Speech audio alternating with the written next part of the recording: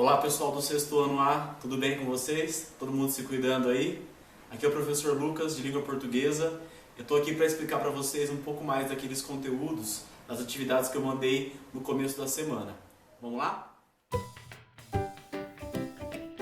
Estávamos trabalhando em sala de aula o gênero textual conto maravilhoso. Mas antes de entendermos por que o nome é conto maravilhoso, é importante que a gente estude o que é um conto. O conto é uma narrativa de ficção breve, ou seja, é um texto narrativo curto. Se pensarmos, por exemplo, em um romance, é um texto também narrativo, só que ele é longo, ele tem vários conflitos, ele tem mais personagens, mais espaços, e o conto, ele é mais breve. Essa é uma importante definição para a gente entender a diferença entre romance e conto.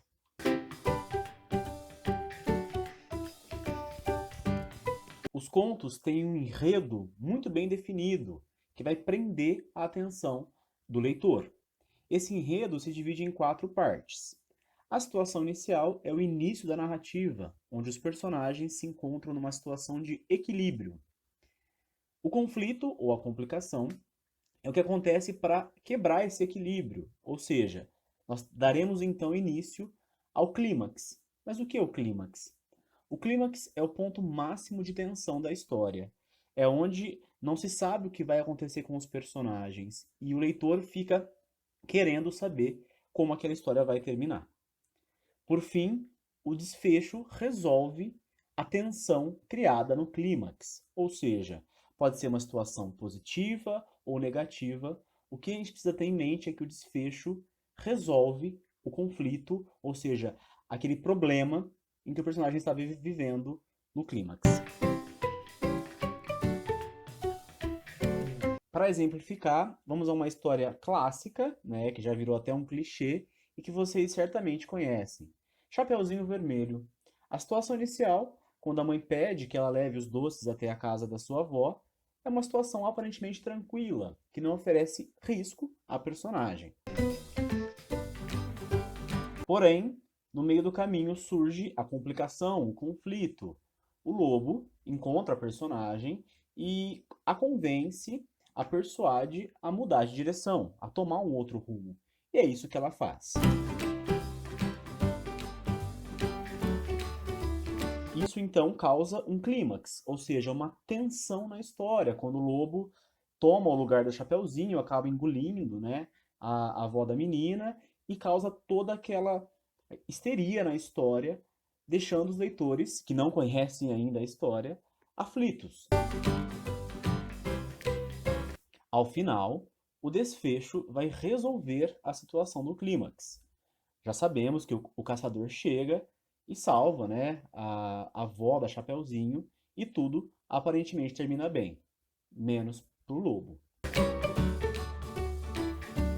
Outros elementos importantes da narrativa a serem tratados e estudados com muita atenção é que a narrativa possui um narrador, né, um ser que vai contar essa história.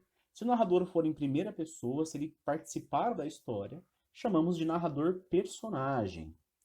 No entanto, se ele conta a história de alguém, se ele apenas está observando aquela história, o nome dado é narrador observador. Existem outros tipos de narrador, como narrador intruso, narrador onisciente, mas não é o caso de estudarmos por enquanto. Outro elemento muito importante na história são os personagens, que exercem o papel central na história. Esses personagens, caso eles tenham um papel principal, eles não podem ser retirados da narrativa em nenhuma hipótese, nem substituídos, damos o nome de protagonistas. E caso esses personagens auxiliam apenas naquela desenvoltura do personagem, chamamos de secundários.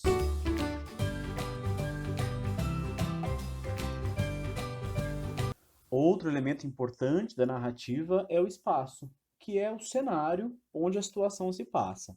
Como o conto é curto, temos poucos espaços nos contos.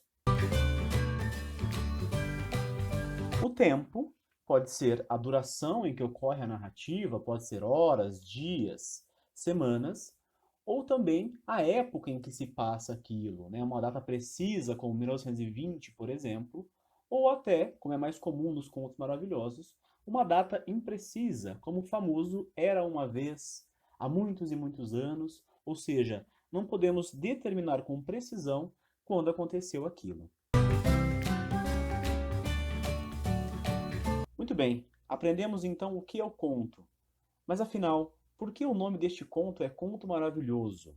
Bom, é maravilhoso, pois foge à compreensão humana, pois lidar com elementos mágicos, com encantamento, com fantasia, com reis, rainhas, príncipes, princesas, bruxas, feitiços, elementos que não são tidos como normais, mas que os personagens encaram aquilo como algo normal.